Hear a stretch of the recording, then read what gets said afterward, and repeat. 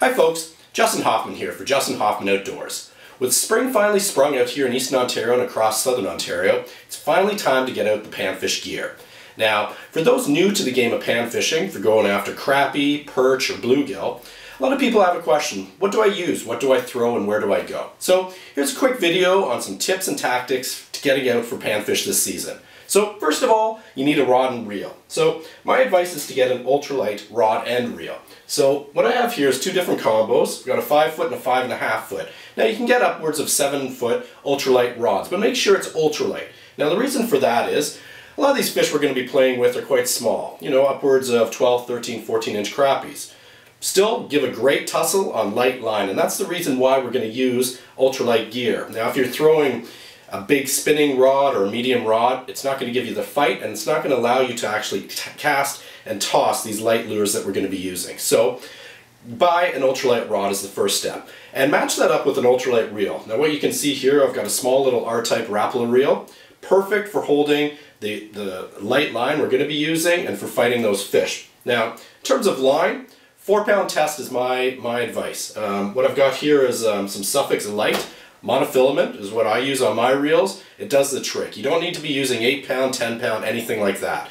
And definitely you don't want any sort of swivels. You want to tie directly to your line. A lot of these fish are line sensitive and shy away from any sort of terminal tackle you might be using. So again, tie directly onto your baits for to fool those fish the best. Now, why would I have two different combos? Now the easy answer to that is, I always like to have one of my rods rigged up with a slip float. So what we have here is a slip float. And as you can see, it freely flows up and down the line. Now, what stops it from going up any higher is called a bobber stop. So we have one right here, and I don't know whether the camera will pick that up, but I can actually slide that up and down the line, and depending on the depth that I'm fishing, or if I'm fishing over weeds, or where the fish are actually positioned in the water column, I can adjust that. So if the fish are, say, down 3 feet over 5 feet of water, I'll put that up 3 feet, bobber will stop directly there, and your bait is going to be right in the strike zone. So in terms of bobber stops, this is what they look like, one variety, when you pick them up at the tackle store. So it's just a little,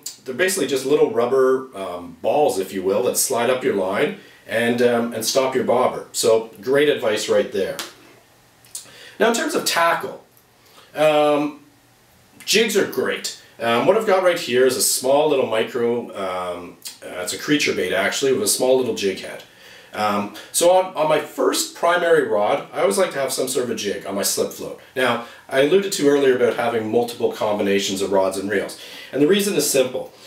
Now, if fish are not biting, say, a slip float, if they're tight to cover, if they are suspended over deeper water off the sides of wood or different things like that, then I want to have another combo that I can throw different stuff with. Now on this combo here, I've got a small little ultralight, a mini crank.